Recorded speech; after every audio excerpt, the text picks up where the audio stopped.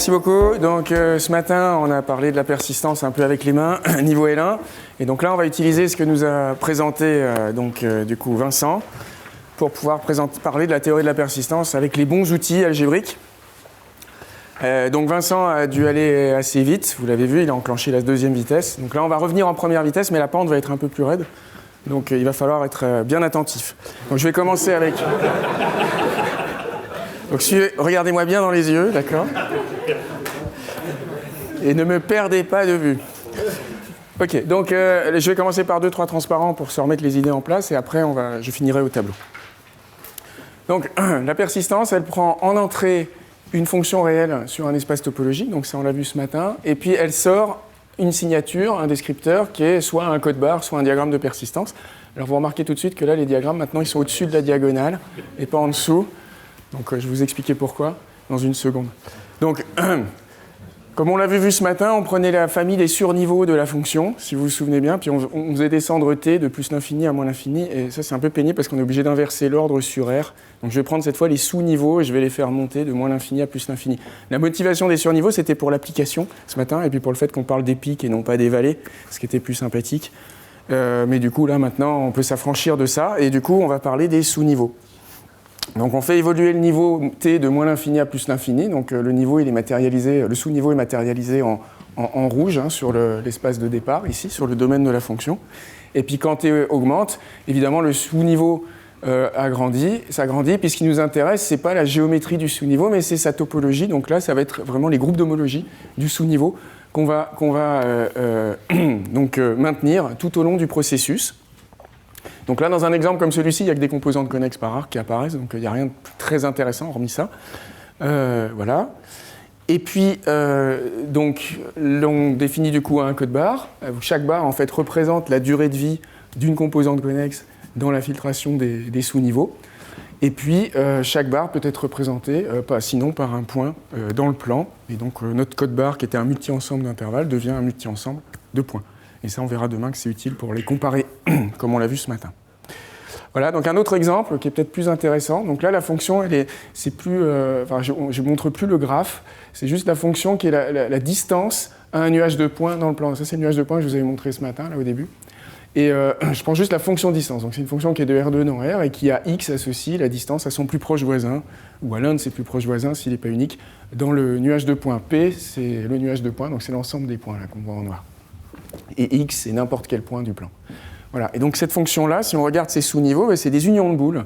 Donc par exemple, si je prends le niveau de niveau 15,5, là, eh bien en fait, le sous-niveau associé, c'est l'union des boules de rayon 15,5 autour des points du nuage, tout simplement. Voilà. Donc quand on augmente le niveau, les rayons des boules augmentent. Et donc vous voyez que le sous-niveau qu'on voit en gris à gauche augmente, bien sûr. Et puis sa topologie devient non triviale au fur et à mesure du temps. Donc là, par exemple, à cette étape-là, on a 6 trous qu'on retrouve dans le code barre de degré 1, qui est celui correspondant à l'homologie de degré 1. Et au-dessus, on a le code barre de degré 0 qui donne les composantes connexes. Voilà. Donc, comme je disais ce matin, il y a 4 piliers à la théorie. Il y a les théorèmes de décomposition, c'est ce qu'on va voir cet après-midi. Il y a l'algorithme de persistance, dont je parlerai très brièvement à la fin. Et puis demain, on verra le théorème de stabilité avec Mathieu. Et puis on verra les liens avec d'autres domaines, 2 exemples de domaines, donc la géométrie d'une part et l'IA d'autre part. Voilà, donc je m'arrête là pour l'instant pour les transparents. Et voilà. Oui, c'est bien ça. OK. Donc, comme je disais, on va s'intéresser au sous-niveau d'une fonction réelle. Donc ça va être mon premier exemple. Donc j'ai f de x dans R, et puis ce qui va m'intéresser, c'est les sous-niveaux de la fonction. Donc je vais noter grand F indice t, ça va être le sous-niveau de niveau t de f. Voilà. Et puis j'ai la propriété qu'on a grand F indice t qui est inclus dans grand F indice t' pour tout t inférieur ou égal à t' dans R. D'accord ? Donc ça me définit une famille à un paramètre d'espaces topologiques qui sont imbriqués pour l'inclusion. Une famille comme ça s'appelle une filtration. C'est ce que je disais ce matin. Alors une filtration, je vais la définir plus formellement. Donc pour définir une filtration, je vais définir l'ensemble d'indices. Pour moi, l'ensemble d'indices, ce sera un ensemble totalement ordonné. Ce n'est pas obligé d'être la droite réelle. Ça peut être un sous-ensemble de la droite réelle et ça peut même être un ensemble totalement ordonné, plus général. Donc, soit T, et puis je vais noter l'ordre de la manière usuelle. Un ensemble totalement ordonné.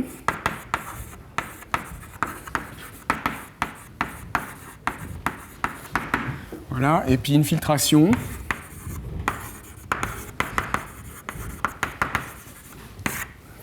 Donc sur T, c'est une famille paramétrée par T, donc d'espace topologique.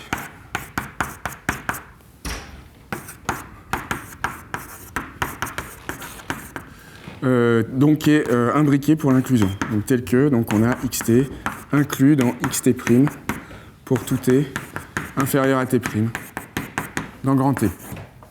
Voilà. Alors on peut se poser la question de savoir à quel point cet exemple-là est général, c'est-à-dire est-ce que toute filtration ne s'exprimerait pas par hasard comme la filtration des sous-niveaux d'une fonction. On pourrait dire effectivement si je prends, disons, l'union de tous les xt et que je regarde un point dans cette union, je pourrais noter l'instant d'apparition de ce point dans la famille. Ça me définirait une fonction qui irait de l'union dans R, mais en fait, cette fonction, sa filtration de sous-niveau n'est pas forcément la même que la filtration xt, et ça, je vous le laisse en exercice. Montrer que c'est différent, les deux concepts sont différents, celui-ci est un peu plus général. La raison, c'est que quand on a une filtration de sous-niveau qui sont fermées, on a une continuité à droite, en fait. Voilà, une semi-continuité à droite. Voilà, donc ça c'est pour les filtrations. Est-ce que j'avais des exemples à vous montrer? Ah oui, j'avais une autre définition. Donc la filtration, on va l'appeler simpliciale. Ça c'est pour les calculs. Si tout xt est un complexe simplicial, c'est-à-dire un espace topologique muni d'une structure simpliciale, et un sous-complexe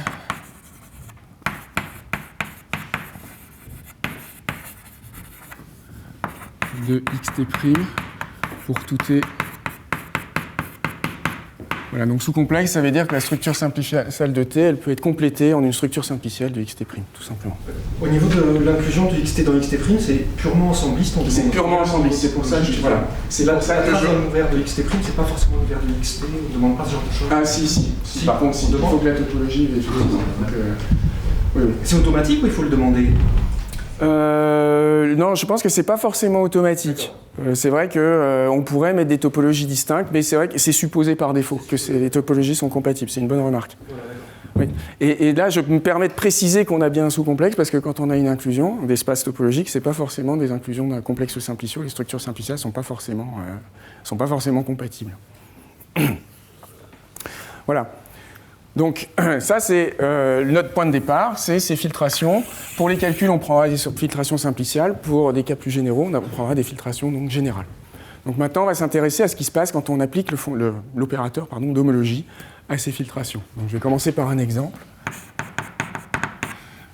Donc je prends une filtration. Voilà, et puis j'applique. Je choisis un K dans N, dans les antinaturels, et puis je prends un corps K arbitraire qui est fixé. Donc j'applique H indice K, je note avec un point, là, à cette filtration. Alors qu'est-ce que j'obtiens? Comme on l'a vu, comme nous a expliqué Vincent, donc j'obtiens une famille d'espaces vectoriels, de K espaces vectoriels. Donc c'est les H indice K de X indice T. D'accord? Mais également, cet opérateur, il agit aussi sur les morphismes, c'est-à-dire que chaque application continue, c'est-à-dire en l'occurrence chaque inclusion, va donner lieu à une application linéaire en homologie, une application K-linéaire. Donc une famille d'applications K-linéaires d'applications K-linéaires, donc je vais les appeler peu importe, hein, mais je vais les appeler iota. Si l'inclusion ici, je l'appelle iota tt', ici je vais avoir iota tt' étoile, voilà, qui va donc de hk de xt dans hk de xt'. Voilà. Alors, la fonctorialité de l'homologie, c'est la seule chose que j'ai gardée de l'exposé de Vincent. Je l'ai laissé ici. C'est la seule chose que je vais utiliser, à part le fait que donc on a bien des espaces vectoriels et des applications linéaires induites. C'est que ça ne nous donne pas n'importe quoi comme espace vectoriel et comme application linéaire. Donc déjà, on a une première chose, c'est que l'inclusion d'un espace dans lui-même, c'est l'identité. Donc ça veut dire que iota tt étoile, c'est en fait l'identité de hk de xt. Voilà. Donc au niveau de chacun des espaces vectoriels, j'ai une application, j'ai un endomorphisme qui est en fait l'identité. Et après, j'ai la propriété de composition, qui est que donc pour tout t seconde dans grand T, j'ai donc iota t' t seconde étoile composé avec iota t étoile qui est en fait égal à iota t seconde étoile. D'accord? Ok. Donc ce que ça veut dire, c'est que si j'ai xt qui est ici, xt' ici et xt seconde qui est ici, j'ai que des inclusions. Là, j'ai aussi une inclusion, le diagramme commute, c'est-à-dire que les deux chemins sont équivalents. Bah, du coup, quand j'applique l'homologie, hop, le diagramme continue de commuter. Voilà. C'est-à-dire que les deux chemins restent équivalents. Mais c'est plus des inclusions, par contre. C'est des applications linéaires plus générales. Elles ne sont pas obligées d'être injectives ni surjectives. Okay. Voilà, donc je vous montre un petit exemple. Hop. Qui va nous servir un peu d'exemple courant. Alors, est-ce qu'il s'allume? Voilà. Donc, on va lui laisser le temps d'apparaître. Un suspense. Voilà, tada. Donc, vous voyez, là, ma filtration, c'est une filtration qui est simpliciale. Alors, je n'ai pas marqué tous les sommets. Hein. Il n'y en a qu'un seul que j'ai marqué, c'est juste pour qu'on puisse savoir, vous voyez le premier triangle à gauche, là, le premier espace, pour qu'on sache où il va dans le deuxième espace. C'est pour ça que j'ai marqué ce sommet-là. Donc, j'ai cette filtration avec 5 complexes simpliciaux imbriqués, et puis j'applique l'homologie à coefficient dans un corps arbitraire, mais l'homologie de degré 1. D'accord? Donc, je m'intéresse au cycle, au 1 cycle. Et donc, effectivement, si je prends chaque espace indépendamment, il va me donner un espace vectoriel dont la dimension, sur K, dont la dimension est le nombre de cycles indépendants, linéairement indépendants, dans le complexe. Donc là, j'ai K, là j'ai K2, après j'ai K, K2 et K2. Voilà. Et après, ce qui est plus intéressant, c'est les applications linéaires. Bah, si je choisis des bases dans chacun des groupes d'homologie, donc là, les bases que j'ai choisies, bah, c'est les bases évidentes, c'est-à-dire que j'ai pris pour chaque triangle vide, j'ai pris juste le cycle qui fait le bord. Et ben donc là, j'ai l'unique cycle non nul à multiplication par l'élément du corps près, qui est ici. Il s'envoie sur le cycle, le premier élément de base ici. Et puis après, il s'envoie sur 0, vous voyez, là, parce que le triangle se bouche. D'accord? Et puis entre là et là, de la même manière, vous voyez, là j'ai l'identité, parce qu'effectivement, les deux cycles restent inchangés quand je vais du quatrième au cinquième complexe. Voilà, donc si vous avez une famille de complexes simpliciaux comme ça, vous pouvez calculer leur homologie un par un, vous pouvez choisir des bases en homologie, et après vous pouvez représenter les morphismes induits en homologie, les applications linéaires, sous forme matricielle, tout simplement. Alors c'est pas du tout efficace de faire comme ça, mais c'est quelque chose qui peut se faire. Surtout quand on est sur R, parce qu'évidemment... Enfin, si on est sur un complexe simplicial fini, on sait qu'il n'y a qu'un nombre fini d'étapes de toute façon. Voilà, donc ça c'était mon petit exemple. Et donc la question maintenant, ça va être de savoir qu'est-ce que c'est que cet objet-là. C'est-à-dire que là, pour l'instant, je vous l'ai présenté comme un objet composite, enfin comme une espèce de diagramme en fait d'espace vectoriel et d'application linéaire, mais en fait tout ce diagramme, en réalité, c'est un unique objet algébrique qui s'avère être un module sur une algèbre. On va voir que c'est une algèbre de polynômes à une variable. On verra plus tard. Hein. Et cet objet-là, on l'appelle donc un module de persistance. Persistance. Alors, Là, je vous ai juste donné un exemple, mais je peux maintenant axiomatiser l'exemple en donnant une définition formelle.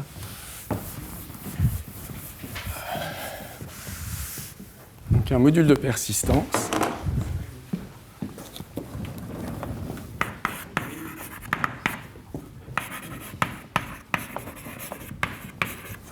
non, ça.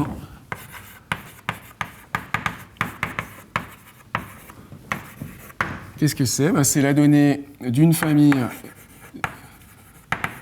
alors sur T, sur un ensemble d'indices T, qui est toujours un ensemble totalement ordonné. Une famille, donc, M indice T de K espace vectoriel. Et puis une famille, donc, petit m indice T, T'. Donc là, ça, c'est indexé par les éléments dans l'ensemble. Et ça, c'est indexé par les paires d'éléments dans l'ensemble. Donc, ça, ce sont des applications K-linéaires.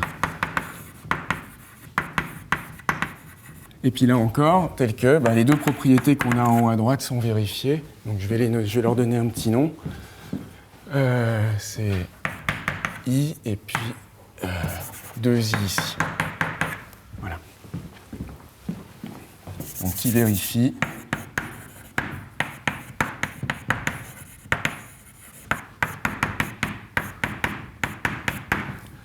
Voilà. Donc, je vous disais à l'instant qu'on peut voir cet objet comme un unique objet, comme un module sur une algèbre. En fait, cet objet-là, il est considéré dans plusieurs domaines des mathématiques différents. Les gens qui font de la théorie des catégories, ils voient ça comme des foncteurs. Les gens qui font de la théorie des faisceaux, ils voient ça comme des faisceaux. Les gens qui font de l'algèbre commutative voient ça comme des modules sur des algèbres. Chacun voit midi à sa porte. L'avantage de ça, c'est qu'en fait, comme c'est des objets qui sont étudiés dans plusieurs domaines différents, ça nous donne plusieurs boîtes à outils différentes qu'on peut exploiter dans le cadre de l'analyse de données. Et en fait, toute l'analyse topologique de données moderne, c'est-à-dire celle qui s'est développée à partir de 2010, elle fait usage à la fois d'outils de théorie des représentations, d'outils d'algèbre commutative, d'outils de théorie des faisceaux, etc. Donc vraiment, elle combine tous ces outils ensemble. On ne le verra pas trop là parce qu'on est dans un cadre très simple, l'ensemble il est totalement ordonné. Dans le cas général, il n'est pas forcément totalement ordonné, et c'est là que ça devient vraiment dur et intéressant. Mais bon, comme on fait juste une introduction au sujet, on se restreint au cas totalement ordonné ici. OK ? Voilà. Qui est déjà intéressant en soi, au sens qu'on a un très très beau théorème de décomposition. C'est-à-dire que ça a l'air des objets compliqués, mais finalement, ils se décomposent de manière très sympathique. Et ce sera le point d'orgue, normalement, de cette séance-ci. Alors, d'abord, je vais vous parler maintenant de la catégorie. Alors, ça y est, j'ai lâché un gros mot. La catégorie, je le mets entre guillemets, même si, en fait, il n'y a pas besoin de guillemets, des modules de persistance. Alors, je prends à dessein ce langage parce qu'en fait, il y a tous ces modules de persistance, on peut définir des opérations dessus, on peut définir des morphismes, on peut composer les morphismes, on peut définir des noyaux, des images, des conoyaux, des quotients, un peu comme avec les espaces vectoriels. Et tout ça, ça vient de résultats très généraux, en fait, sur la théorie soit des catégories de foncteurs, soit de la théorie des modules, etc. Donc c'est pour ça que je parle de la catégorie des modules de persistance. Alors, comme me disait mon prof de sup, ce qui nous intéresse, ce n'est pas tant les objets eux-mêmes que les morphismes qui entre eux. Donc on va définir ce qu'est un morphisme. D'accord ? Juste pour la petite histoire, ce professeur nous interdisait de vérifier les axiomes d'un groupe quand on voulait vérifier qu'un ensemble muni d'une opération était un groupe. Il fallait trouver un isomorphisme de groupe. Voilà. Donc je vous laisse deviner le nom de la personne à partir de cette description, qui est toujours en activité. Et qui n'est pas dans la salle, non. Ne vous regardez pas les uns les autres. OK. Donc, un morphisme. Nous, on va le définir de manière très bas niveau. Donc, un morphisme.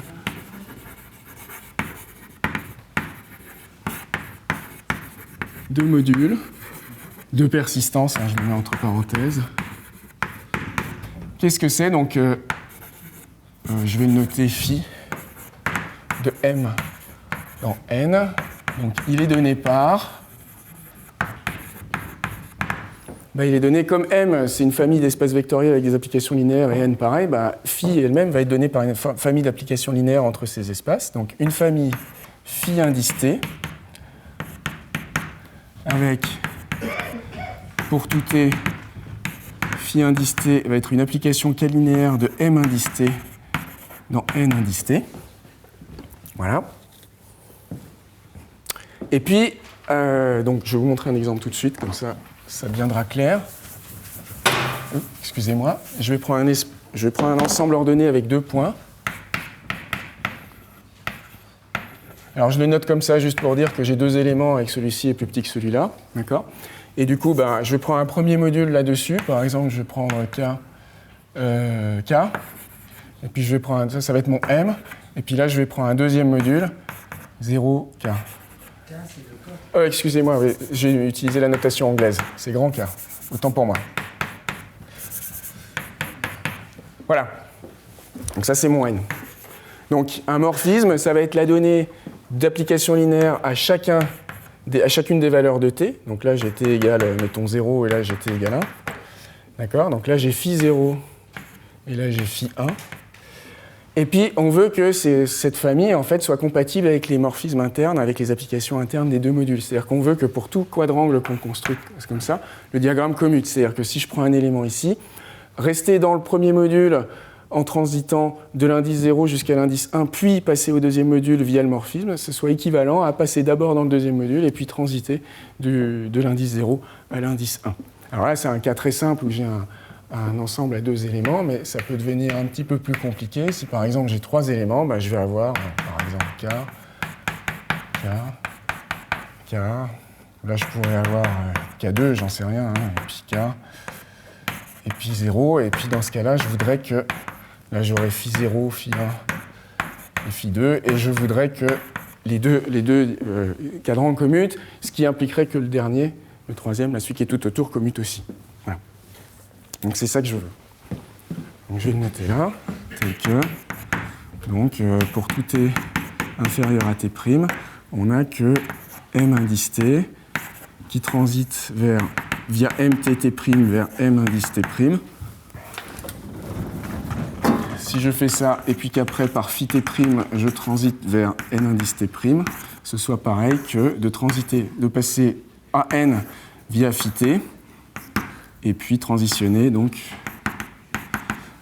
à nt' via ntt'. Voilà.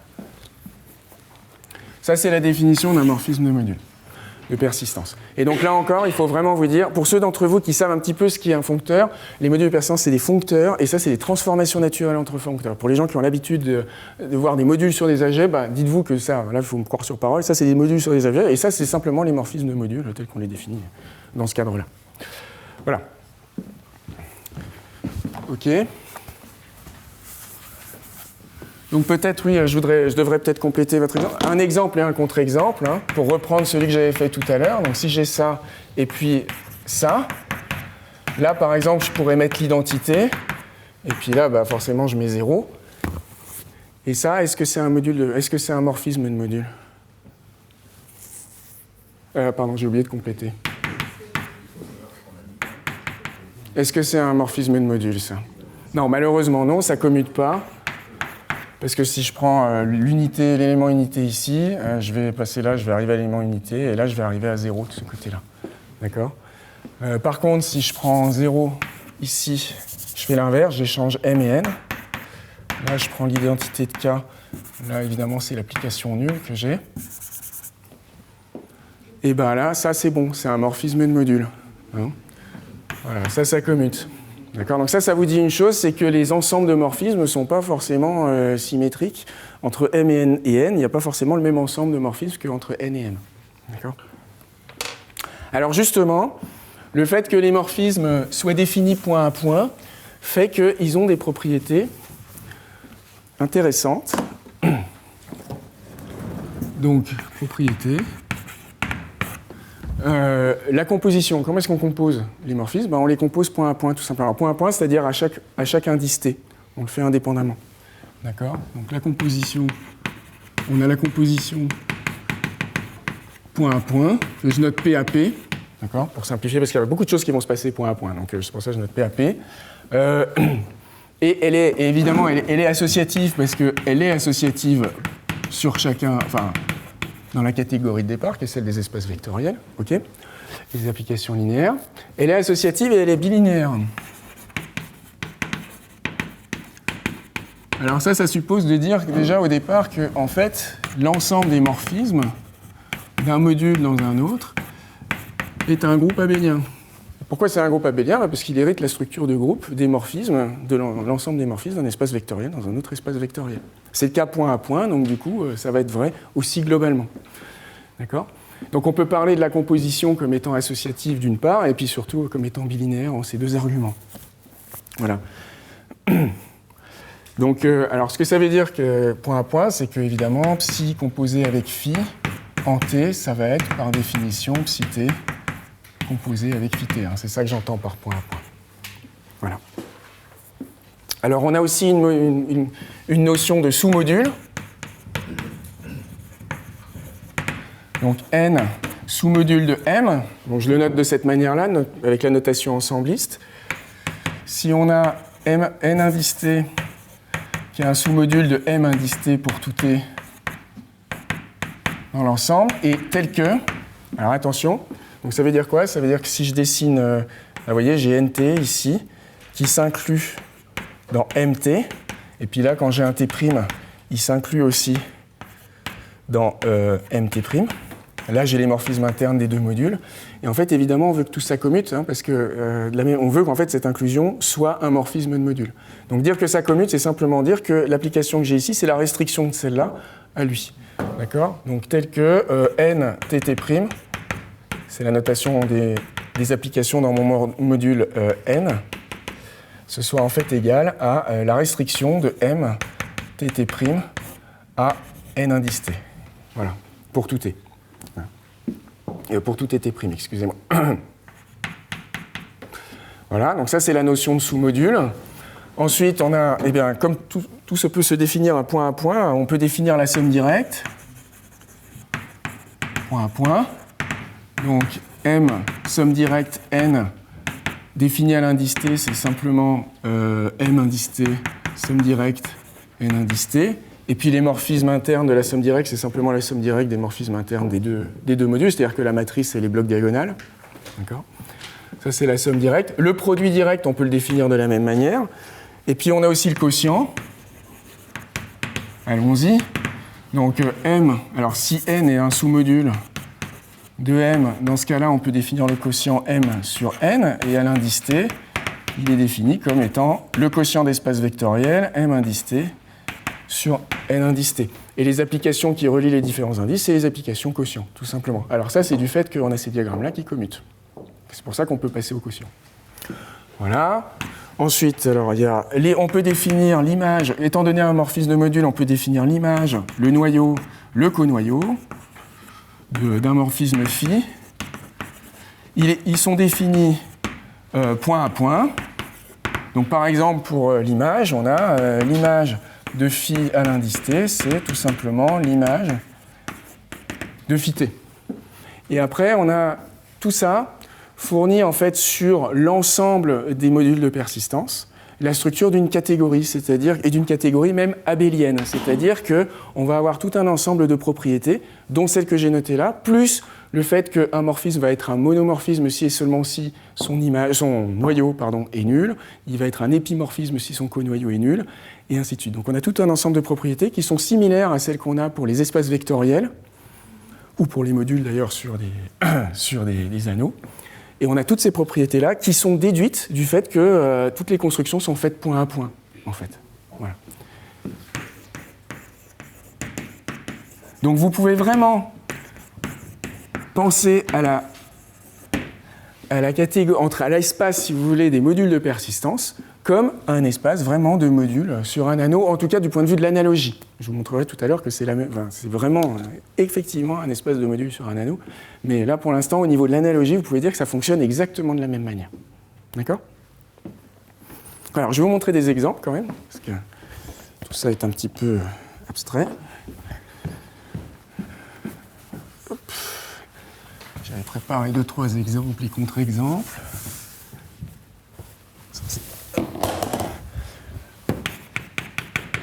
Donc on va reprendre des choses faciles. Donc on va prendre le module...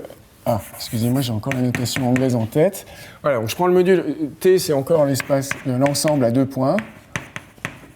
D'accord? Et puis, je vais prendre le module qui est celui-ci. Et en fait, celui-ci, c'est un sous-module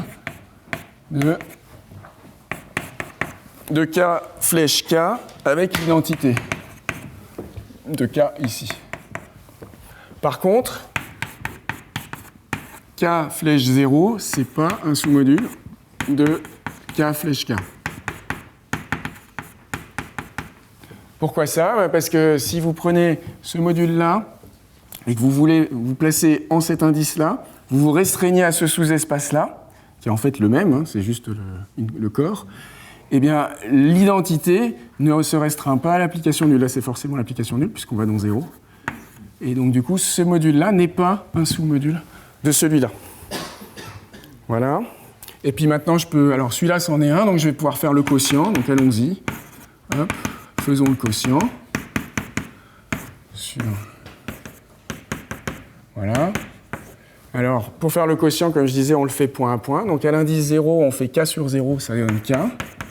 À l'indice 1, on fait K sur K, ça fait 0. Et puis, le morphisme, c'est forcément le morphisme nul. Là. Voilà. Donc, c'est très facile, vous avez vu, on peut faire des tas de trucs. Bon, dans ce cas très particulier, évidemment. Voilà. Alors, ceci étant établi, maintenant, ce qui nous intéresse, c'est comprendre quelle est la structure de ces modules. On veut les classer, on veut les classifier. Excusez-moi, sur le terme catégorie abélienne, c'est une catégorie qui vérifie ces propriétés-là? Oui, et quelques autres aussi, mais oui. Mais oui, le fait d'avoir une catégorie abélienne fait que tu peux vraiment parler d'images, de noyaux, de morphismes, et tu as des propriétés du type monomorphisme, si et seulement si le noyau est nul, épimorphisme, si et seulement si le co-noyau est nul. Et puis tu as d'autres propriétés du type... ressemble à la catégorie des espaces vectoriels. Oui, vraiment, c'est ça. C'est pour ça que je me suis permis de l'appeler catégorie, c'est qu'on peut vraiment la penser comme une catégorie avec des... Abélienne, du coup? Alors abélienne, parce que... Parce que les groupes abéliens... Oui, voilà, c'est ça. C'est ça. L'archétype, l'exemple typique, c'est la catégorie des groupes abéliens. Voilà. Hop.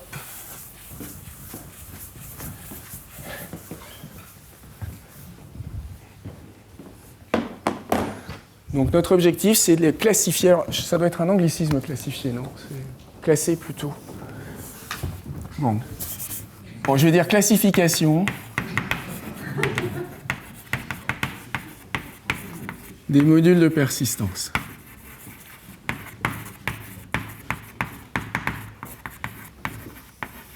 Alors vous allez voir, c'est là que les codes barres apparaissent. Parce qu'en pratique, vous voyez, nous on va partir de données ou de problèmes en géométrie ou d'autres domaines. On va avoir des fonctions qui apparaissent. À partir de ces fonctions, on va prendre les familles de sous-niveaux. On va prendre l'homologie, ça va nous donner des modules de persistance.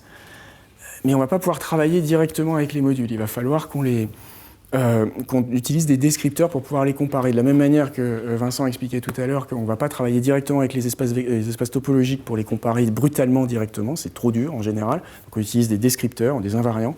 Là on va faire pareil, on va rarement travailler avec les modules eux-mêmes, on va les comparer via des descriptions. Okay. Donc pour les espaces topologiques, Vincent vous disait l'homologie c'est pas un invariant complet, ou c'est peut-être moi qui l'ai dit ce matin, mais, enfin l'un de nous deux l'a dit. Alors là, il y a un miracle qui se passe, c'est que pour les modules de persistance, les codes barres sont un invariant complet. C'est-à-dire qu'un module de persistance ou son code barre, c'est rigoureusement la même chose. Okay. Et c'est ça qu'on va voir maintenant. Alors, pour classifier les modules de persistance, du coup, on va les décomposer. On va les décomposer en somme directe. C'est pour ça que définir la somme directe, c'est absolument nécessaire. Pour les décomposer en somme directe, on va les décomposer donc en somme directe de modules qu'on ne pourra plus décomposer. C'est-à-dire qu'on va essayer de les décomposer tant que c'est décomposable, et puis à un moment donné, on va s'arrêter. De la même manière que quand vous avez un espace vectoriel de dimension finie, par exemple, vous pouvez le décomposer inductivement jusqu'à avoir des sommandes qui sont en fait des copies du corps de base. Donc là, c'est pareil. Donc on va parler de modules indécomposables ou de modules décomposables.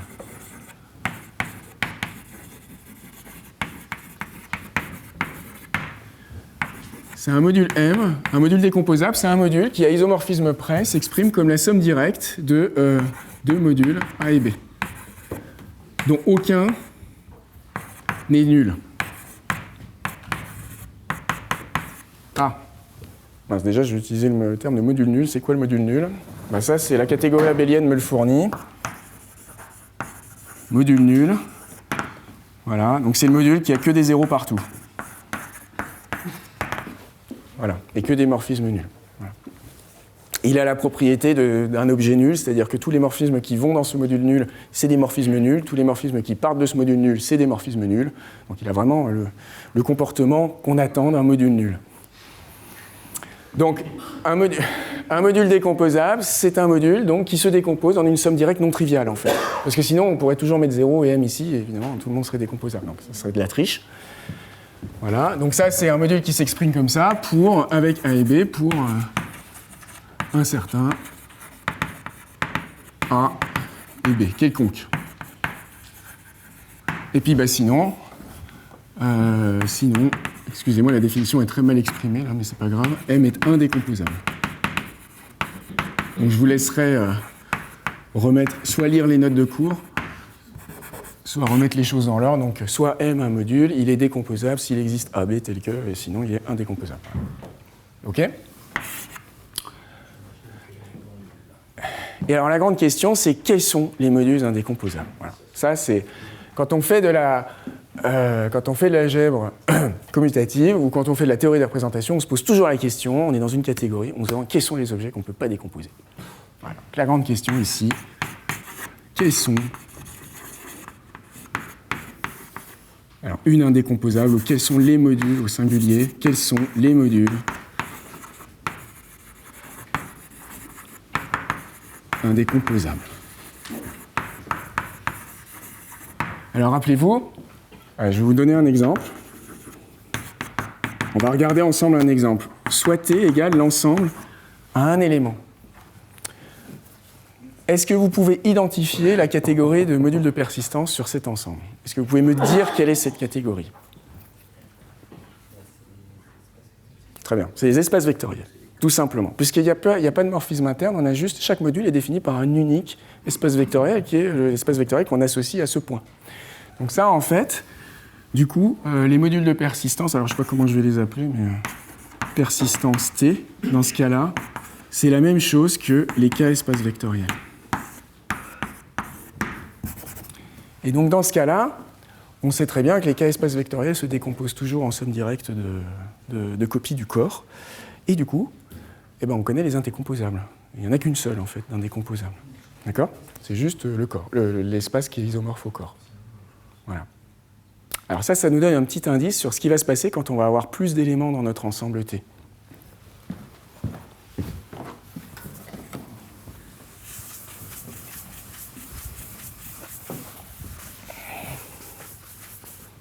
Donc là, j'ai pris un T très particulier. Maintenant, je prends T totalement ordonné arbitraire.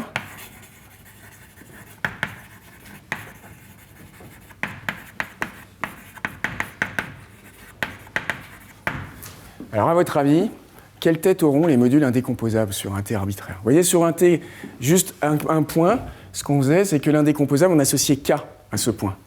Donc maintenant, si j'ai deux points dans mon ensemble, j'ai envie d'associer K à chacun des points et de mettre une identité entre les deux. Et puis maintenant, si je prends un ensemble T arbitraire, j'ai envie d'associer K à un certain nombre d'éléments dans l'ensemble avec des identités entre eux. Cette opération-là nous construit des modules qu'on appelle des modules intervalles. Et ça va être ça nos indécomposables. Alors pour définir un module intervalle, il faut que je définisse ce qu'est un intervalle, puisque là je suis sur un ensemble totalement ordonné arbitraire.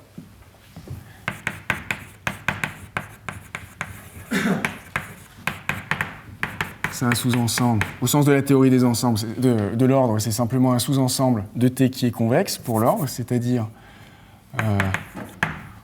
dès qu'on a T inférieur à T' inférieur à T seconde avec T et T seconde appartenant à I, on a que T' appartient aussi à I. D'accord ? Ça, c'est une condition de convexité sur sous-ensemble. C'est-à-dire que si ça, c'est T, mettons, quand je prends un intervalle I, mais en fait, dès que je vais prendre deux éléments qui sont dans I, je veux que tout T' entre les deux soit aussi dans I. D'accord ? C'est la caractérisation des intervalles dans R comme ça, mais aussi dans tout ensemble totalement ordonné. On peut les caractériser comme ça. Et après, le module intervalle,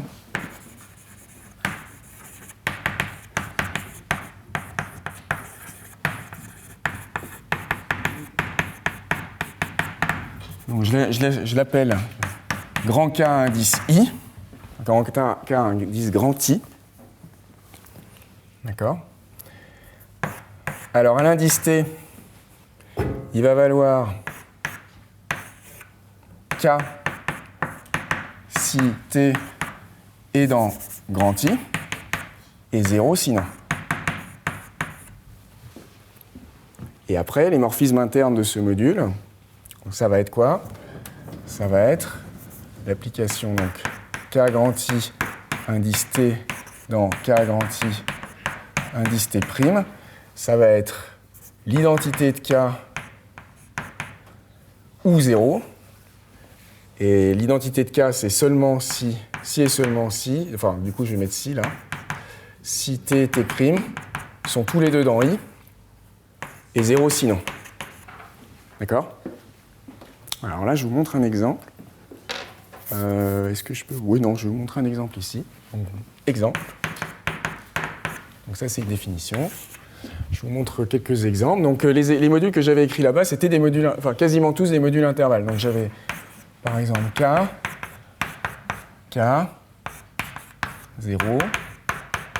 Ça, c'est un module intervalle. Alors, K, 0, K, 0.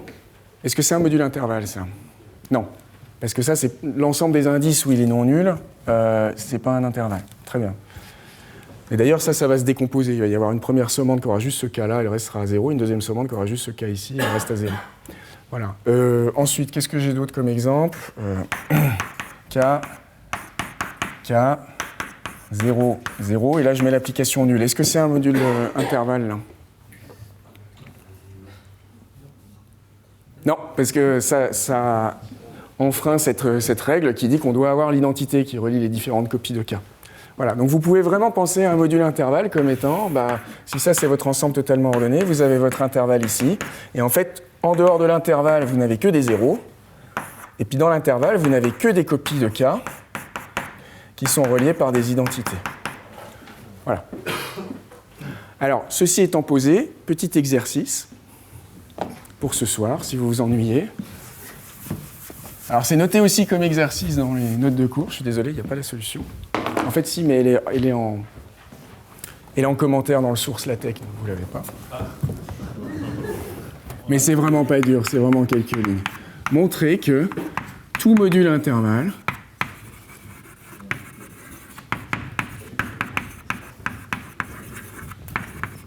est indécomposable.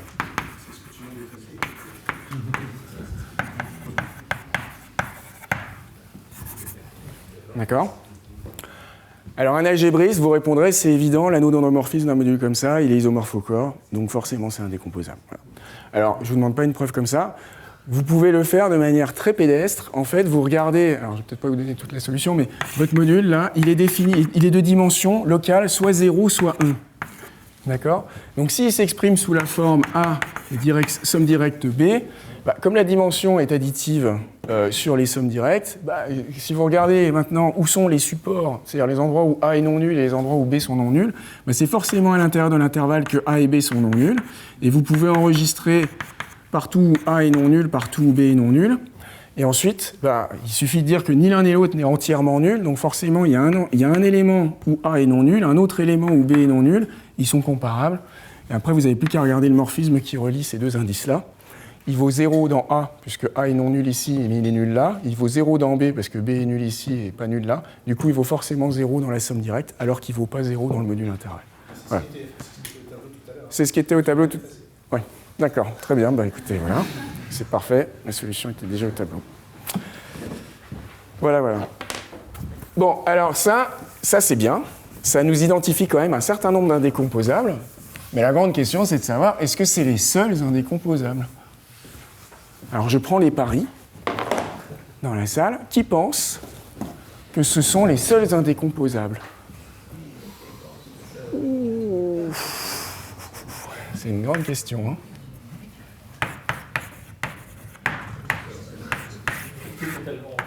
C'est pas du tout évident. Avec un T totalement ordonné. Oui. Alors, le fait qu'il soit arbitraire n'est pas trop gênant en soi. C'est plus le fait que la dimension des modules en chaque point pourrait être infinie. Tant que la dimension des espaces vectoriels reste finie en chaque point, enfin des modules en chaque indice restent finis, on peut montrer que les modules intervalles sont effectivement les seuils indécomposables. Par contre, dès qu'on commence à autoriser des dimensions infinies, bah là, ça dépend un peu. Si l'ensemble T est fini, oui, on peut encore montrer que c'est les seuils indécomposables. Si T est infini, à ma connaissance, la question est ouverte. Mais il y a des modules qui, clairement, ne se décomposent pas en somme directe de modules intervalles. Ça ne veut pas dire qu'ils se décomposent en indécomposables, parce que comme ils sont de toute façon tellement gigantesques, on ne sait même pas si, par un processus itératif, on pourrait les décomposer complètement. Okay. Bon, voilà un théorème. Alors, il y a plusieurs manières de le dire, mais pour tout module,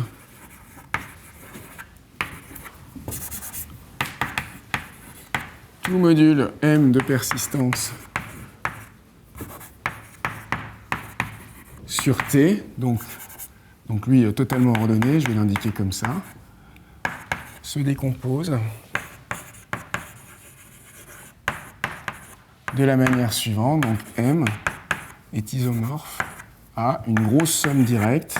Alors là, je mets un ensemble d'indices un peu arbitraire, en J, et puis je vais noter donc des indices K, indice grand I, indice petit j.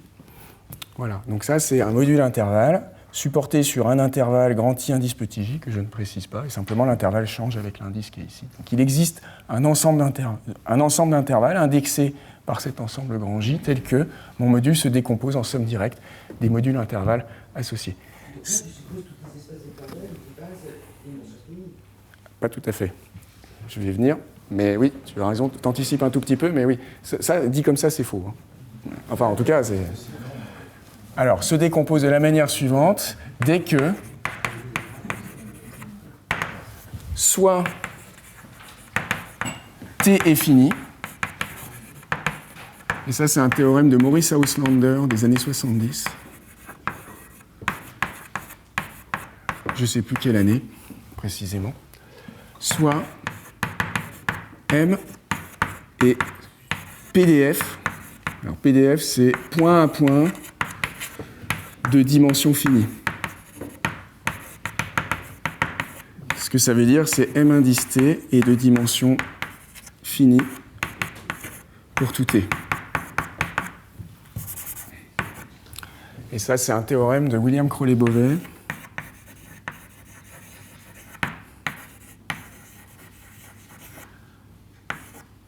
« 2012. » Donc c'est très récent. Par contre, ça utilise des techniques qui ont été développées dans les années 70, encore une fois. Donc c'est plus... je ne dis pas que le théorème était fondamentalement dur, c'est juste qu'il avait peut-être été simplement laissé de côté par la communauté de théorie des représentations, qu'ils n'avaient jamais regardé ce cas particulièrement et que les outils qu'ils avaient développés dans les années 70 s'appliquaient. Mais le fait est que la première version que j'ai vue passer, c'était en 2012. Et est-ce qu'il y a une forme d'unicité ? Oui, c'est une très bonne remarque. Alors de plus, la décomposition est unique à isomorphisme près, parce que la décomposition en fait donne un isomorphisme, et évidemment on a le choix de l'isomorphisme.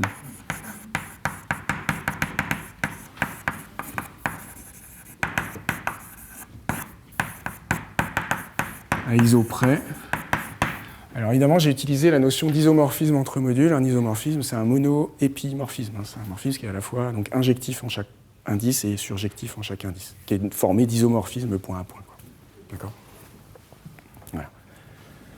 Voilà, à isomorphisme près. Donc ça implique en particulier que les supports de ces sommandes sont définis de manière unique. D'accord ? Les I indices J, ou l'ensemble des I indices J, ou plutôt le multi-ensemble, parce que justement on pourra avoir le même intervalle qui apparaisse plusieurs fois. Le multi-ensemble, donc grand I indice J, pour J allant dans grand J, est unique.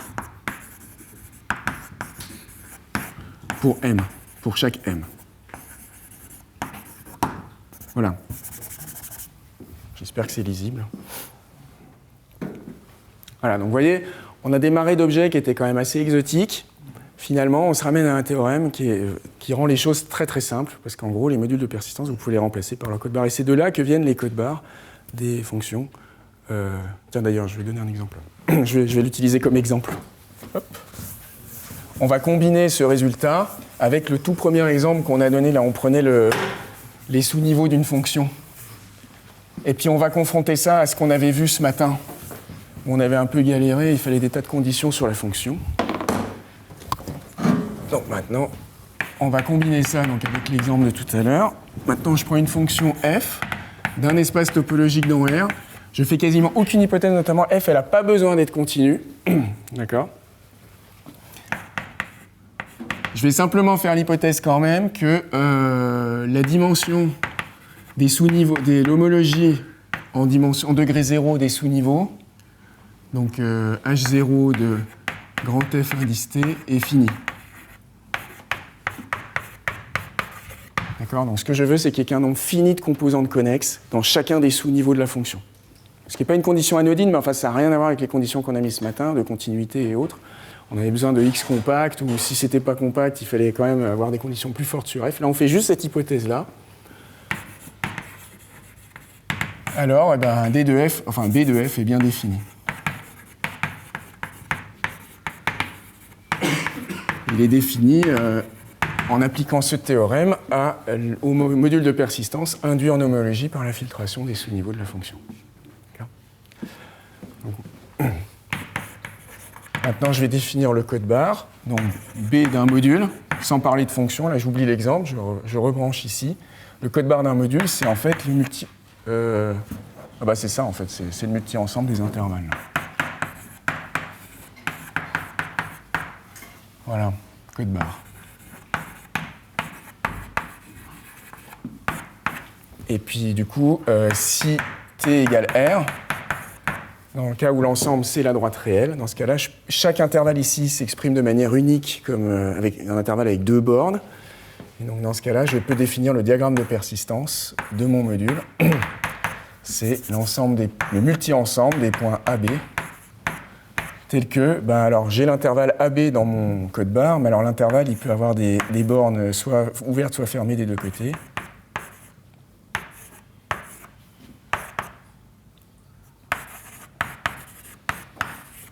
Voilà. Donc c'est pour ça que je prends T égale R, parce qu'il faut quand même une expression unique des intervalles sous forme de... il faut que j'ai des bornes qui soient bien définies. Voilà. Alors je reviens à l'exemple de tout à l'heure. Celui que je vous avais montré là avec la filtration simpliciale.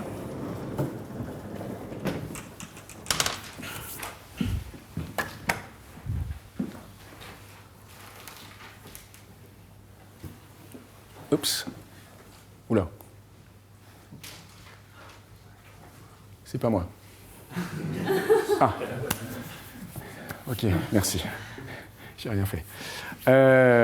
Voilà, donc tout à l'heure, vous voyez, on avait pris une filtration simpliciale, on avait pris l'homologie en degré 1, on avait obtenu un module de persistance, et en fait, la décomposition, elle est donnée par ces barres-là.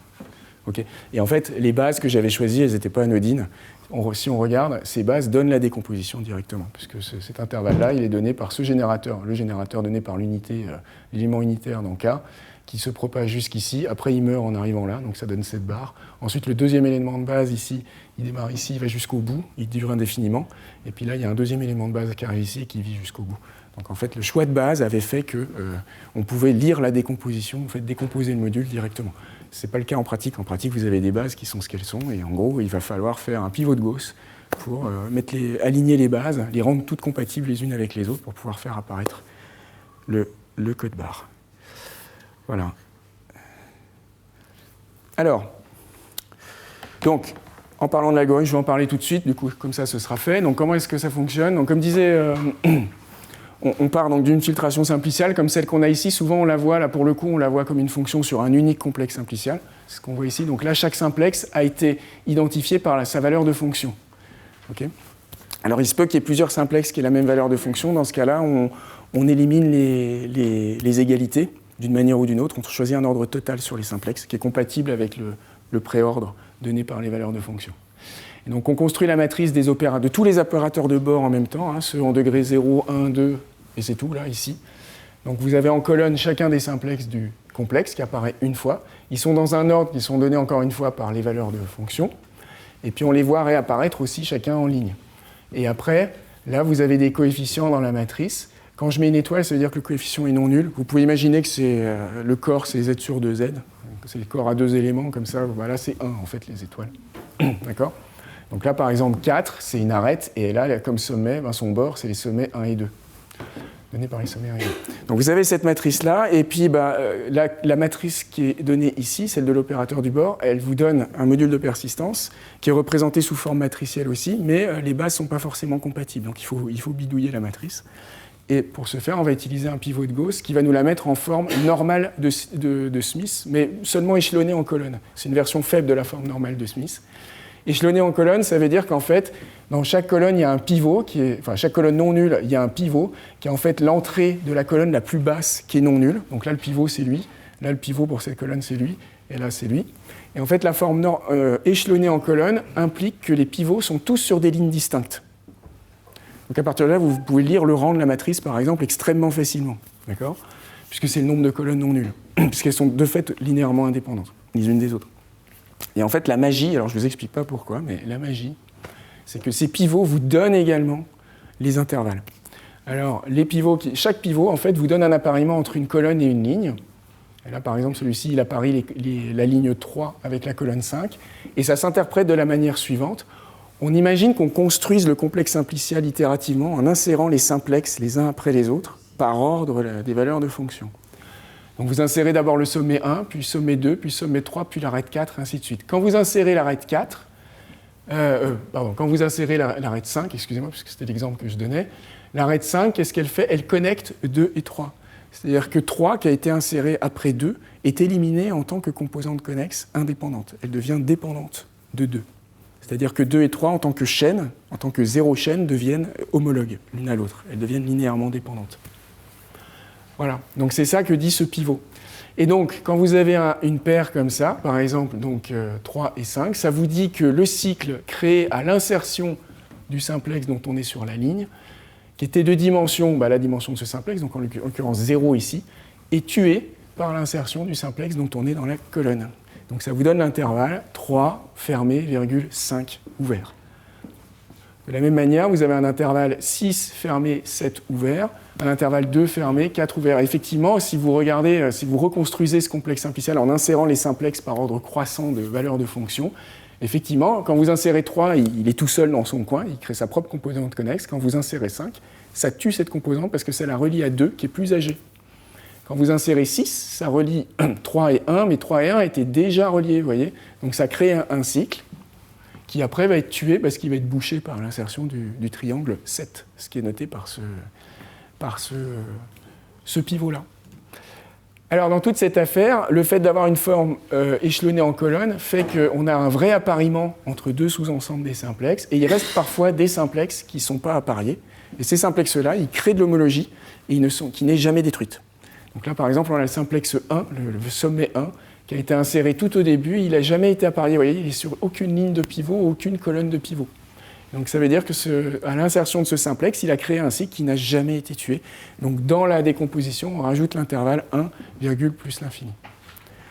Le petit numéro qu'on voit là, à chaque fois, là, après l'intervalle, c'est la dimension du générateur en homologie. Ça correspond à la dimension du simplex qui a créé le cycle. Voilà. Alors présenté comme ça paraît un petit peu magique. Clairement même. Prouver cet algorithme, c'est un peu pénible. Ce qu'il faut vraiment se dire, c'est qu'il y a un invariant de l'algorithme qui est que quand on réduit une colonne, quand on applique le pivot de Gauss, on l'applique de gauche à droite. Donc on commence par réduire la première colonne, puis la deuxième, puis la troisième, et on réduit toujours en fonction des colonnes qui sont à gauche. Qu'est-ce que ça veut dire ? Ça veut dire qu'on insère les simplexes correspondant aux colonnes les uns derrière les autres. Et réduire une colonne, ça revient à dire, est-ce que le bord de mon simplex peut s'exprimer comme combinaison linéaire des simplexes précédents ? Si c'est le cas, ça veut dire que mon bord est nul. Si mon bord est déjà nul au moment où j'insère mon simplex, il va s'appuyer sur son bord et créer un cycle de dimension, la dimension du simplex. Si par contre le bord n'est pas encore nul, l'insertion du simplex va simplement tuer son bord. Voilà. Et c'est comme ça avec cette intuition-là, en étant guidé par cette intuition, qu'avec plusieurs lemmes techniques, on arrive à montrer que l'algorithme calcule bien ce qu'il faut. Je vous avais dit ce matin, rappelez-vous que l'algorithme de persistance, c'était le premier pas de la théorie de la persistance telle qu'elle a été définie à partir des années 2000. Et les gens se demandaient ce que faisait l'algorithme. Voilà. Donc il a fallu un peu de temps pour formaliser. Voilà. Alors, j'ai fait une bêtise. Alors là, c'était ça. Voilà, impeccable. Alors, je peux dépasser de 2-3 minutes ou pas? Ok, super. La dernière chose dont je voulais vous parler. Ah oui, alors la morale de tout ça, c'est que cet algorithme-là, c'est exactement le même que celui du calcul de l'homologie simpliciale. C'est vraiment le même algorithme. La seule différence, c'est qu'en homologie simpliciale, on peut se permettre de réordonnancer les lignes et les colonnes quand on fait le pivot de Gauss, parce qu'on se fiche de l'ordre quasiment, alors qu'en persistance, on ne se moque pas de l'ordre parce qu'il est imposé par les fonctions, la valeur de fonction ou par la valeur de filtration. Donc il faut faire attention. Mais sinon, c'est le même algorithme. Allez, je voudrais vous montrer pourquoi les modules de persistance, c'est des modules. C'est des modules à gauche sur une algèbre. Et c'est ça que je voudrais vous montrer. Et je voudrais du coup vous expliquer d'où vient ce théorème, parce qu'il est peut-être un peu obscur, un peu mystérieux, disons, pour vous. Ça paraît sorti un peu de nulle part. Mais en fait, je vais vous montrer qu'il se ramène à un résultat bien connu, qui est celui de la décomposition des groupes abéliens de type fini, que certains d'entre vous connaissent sans doute, ou disons des modules sur un anneau principal de type fini. Voilà, donc c'est ça que je vais vous montrer maintenant. Donc je vais prendre le cas. Alors, ça ne se ramène pas toujours à ça, parce que sinon le résultat aurait été prouvé il y a 100 ans. Mais ça se ramène à ça dans le cas où les deux conditions qu'on a ici sont vérifiées en même temps. Si vous y faites l'hypothèse que ces deux conditions sont vérifiées en même temps, alors on va pouvoir faire la construction que je vais vous montrer maintenant. Donc notre hypothèse, ça va être que T est fini. Donc on va même supposer que T égale l'ensemble 0, 1 jusqu'à n, d'accord, sans perte de généralité, et M est PDF, d'accord, des points à points de dimension finie. Donc du coup, il s'exprime de la manière suivante. Donc là, j'ai M0, M1, jusqu'à M indice n, et puis là, j'ai petit m01, petit m1,2, etc., jusqu'à petit m, n-1, n. Je vais l'appeler L, lui, parce que sinon, entre les m et les n, on va s'y perdre. Alors, les autres morphismes, là, sont induits par composition, donc je ne les indique pas. J'indique que ceux-là. Alors, je vais faire deux opérations. La première chose que je vais faire, vous voyez là, mon module, il est indexé juste par l'ensemble 0 jusqu'à L. J'ai envie de l'indexer par tous les entiers naturels. Donc, je vais le transformer en un module que je vais appeler M', qui va être indexé sur un module de persistance, qui va être indexé sur tout grand N, en faisant la chose suivante. Donc, je vais garder le début. Voilà.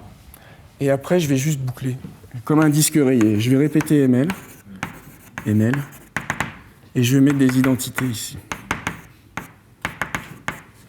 Voilà. Donc ça, c'est un module de persistance, du coup, sur grand N. Lui, il était de dimension pointwise, enfin, point à point, il était de dimension finie. Donc en tant que module, on va dire qu'il est finiment généré. Et lui, du coup, il est aussi finiment généré, parce que là, j'ai mis que des isomorphismes. Donc du coup, il ne se passe rien de plus là-dedans qu'il ne se passe là-dedans. Alors là, je suis toujours dans le domaine des modules de persistance. Maintenant, je vais transiter dans le domaine des modules sur une algèbre. Et l'algèbre en question, ça va être l'algèbre des polynômes à une variable. Donc c'est-à-dire que mon module là-bas, de persistance, je vais le transformer en un cas de X module, à gauche. Donc je vais construire un M bar appartenant à K de X mod. Alors comment est-ce que je vais faire? Déjà, je vais le transformer en juste un gros espace vectoriel. Donc je vais d'abord poser M bar comme étant une somme directe énorme de tous ces MI, là, I allant de 0 à l'infini des MI. Voilà, donc je prends la somme directe de tous les espaces vectoriels qui le composent. Donc ça, c'est en tant que K-espace vectoriel. Hein. Okay. Et après, cet espace vectoriel, alors il est gradué, au sens que il s'exprime littéralement comme une somme directe d'éléments dont chaque élément est un espace vectoriel qui est associé à un niveau de la gradation. Et après, je vais le transformer en module à gauche sur K de X, en faisant quoi? En expliquant ce que veut dire multiplier à gauche par X, tout simplement. Donc je prends un élément dans ce gars-là, dans ce bonhomme-là, il s'exprime sous la forme alpha 0, alpha 1, etc. D'accord? Et il a un nombre fini de coordonnées non nulles, a priori, puisque j'ai pris une grosse somme directe. Et donc, multiplier à gauche cet élément par x, ça veut dire... Ça va être quoi? Ça va être ce qu'on pense, c'est-à-dire, ici j'ai pris alpha 0, ici j'ai pris alpha 1, etc. Donc ce que je vais faire, c'est que je vais prendre mon alpha 0, je vais le déplacer dans M1, en transitant par cette application-là. Donc ça va être 0, Hein, je me décale d'un cran à droite, et puis après, je vais avoir M0, 1 de alpha 0. Et puis ensuite, je vais avoir M1, 2 de alpha 1. Et ainsi de suite. D'accord ? Et après, j'étends ça par composition et par linéarité, d'accord ? En une structure de module à gauche sur K de X. Alors le module, en tant que module, il est gradué aussi, c'est-à-dire que, vous savez, K de X, c'est en fait la somme directe. Alors je sais pas comment on note, je me souviens plus comment on note les polynômes de degrés exactement. Exactement. Ouais, et puis qu'on que des monomes en fait, de ce degré-là, qui sont homogènes en fait en un degré. Bon, on va le noter comme ça. Si vous êtes d'accord avec moi, je vais mettre K indice I de X. Ça, c'est les polynômes qui sont, qui sont homogènes de degré I. C'est K ici, Ouais. KI moins 1. KI moins KI moins 1, d'accord. Donc KI, c'est plutôt les polynômes de degré I, c'est ça ? Ok, d'accord. Ça, j'aime pas. Non, ça, Non, c'est moi qui me traite. C'est pas une bonne idée, ça. Non. non, ça va. Ah, ça ressemble à rien. Pardon. Un quotient Oui, mais c'est pas vraiment une question. Non, mais je vais les appeler. Bon, allez. Permettez-moi cette entorse. D'accord. Ça, je le vois en tant qu'espace vectoriel. Homogène, tu vas pas mettre la chine de X, parce que c'est une vraie homologie, donc ce serait pas Une recte de x puissance i, k fois x puissance i. Ouais. C'est KXI, mais ça, c'est autre chose. C'est Z de X puissance 6. Oui, ça n'a aucune importance. Moi, j'aurais tendance à me mettre KXI. Ça va comme ça, sans la demi barre. On peut rester jusqu'à demain. Pardon, c'est quoi? C'est le C'est homogène de degré. Homogène de degré. C'est-à-dire c'est les X puissance 6. Mais en une seule variable. Oui, en une seule variable. Oui, c'est x puissance 6. C'est k fois x puissance 6. c'est KXI. Voilà. Ça va pour tout le monde? Ah oui, là c'est mieux. Ça convient à tout le monde. Ok, super. Ouais, allez.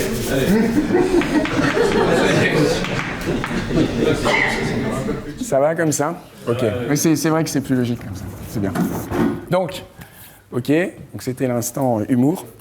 Et donc, ce qui se passe, c'est que maintenant, si je prends M indice I et que je le multiplie à gauche par K fois X puissance J, je m'envoie dans M indice I plus J. D'accord? Si je prends un élément homogène qui vaut 0 partout sauf au degré I, et que je le multiplie à gauche par X puissance J fois n'importe quel scalaire, je me retrouve avec un élément homogène de degré I plus J. Voilà. Donc ça montre qu'en fait, on a un module qui est en fait un module gradué sur une algèbre des polynômes qui est elle-même graduée. D'accord? Alors, cette algèbre de polynômes, elle a le bon goût d'être euclidienne. En tant qu'anneau, c'est un anneau euclidien.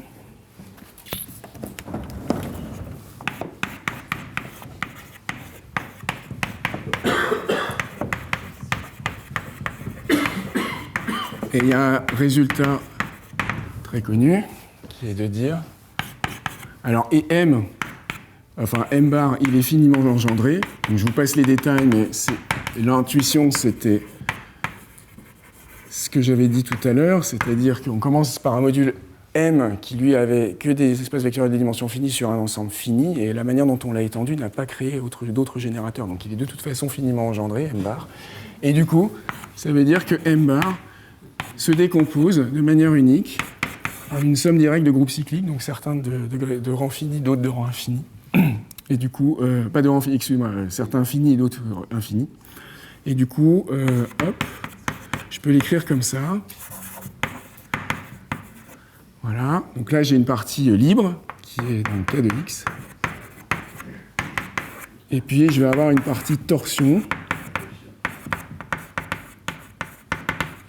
qui va me donner donc les K de X, quotientés par un idéal principal, donc un X puissance D et J K de X.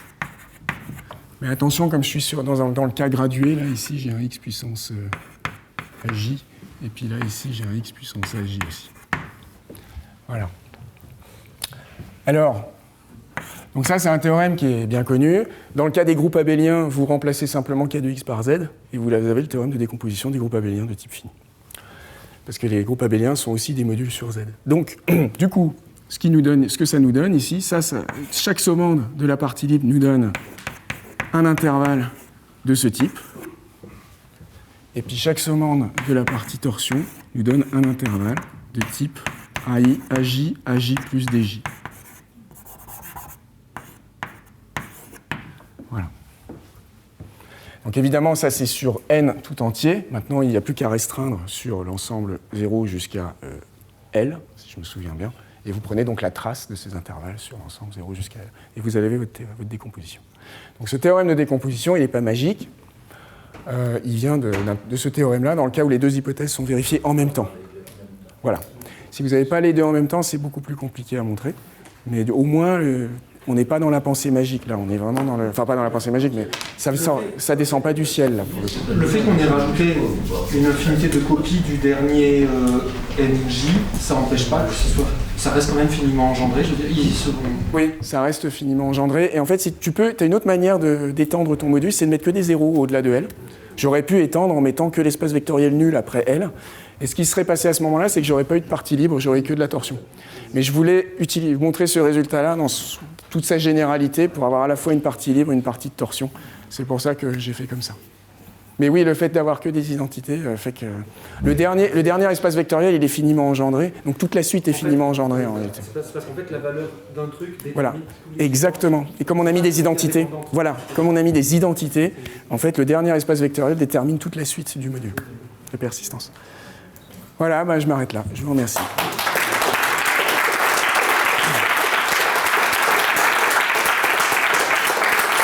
Un peu dépassé. Merci Steve. Est-ce qu'il y a des questions? Oui. En fait, je n'avais pas compris pourquoi c'était des filtrations que vous utilisiez. Je ne vois pas à quel moment vous utilisez le fait que ce soit des... Alors, c'est pour avoir des modules de persistance indexés par un certain ensemble. En pratique, on part d'une filtration indexée par le même ensemble et on applique l'homologie. On applique l'opérateur homologie. On appelle ça le foncteur homologie. Mais pourquoi ça doit être une filtration? Enfin, en fait, je ne connais pas. Alors, si tu n'as pas une filtration, si tu as juste un ensemble à un élément, tu te retrouves avec un bête espace vectoriel et le théorème de décomposition, il se restreint à simplement le théorème de décomposition des espaces vectoriels. La définition de filtration que vous avez donnée au début, c'était pas si t est inférieur à t', alors mt inclus dans mt' ou quelque chose comme ça. Alors oui, je vois ce que tu veux dire. Tu pourrais partir de familles d'espaces topologiques reliés par des applications continues. Ouais. Tu pourrais faire ça. En pratique, c'est pas ce qu'on utilise parce qu'on ne sait pas faire de calcul là-dessus, mais effectivement, on peut. Dans le jargon de la persistance, on appelle ça des tours. Alors il y a une raison historique à ça, disons. Mais effectivement, oui, tu peux faire la même construction, la même construction mathématique en partant juste d'une famille d'espaces topologiques reliés par des applications continues où tu as assuré qu'il y a la commutativité. Hein. Voilà. Avoir des inclusions, c'est une manière de l'assurer automatiquement, puisque les inclusions commutent avec les inclusions, donc ça, il n'y a pas de problème. Mais tu pourrais effectivement partir de manière plus générale. Il y a des applications où effectivement on n'a pas des inclusions, on a des applications pratiques, des cas pratiques où on n'a pas des inclusions, on a des applications continues plus générales. Alors, y a-t-il d'autres questions?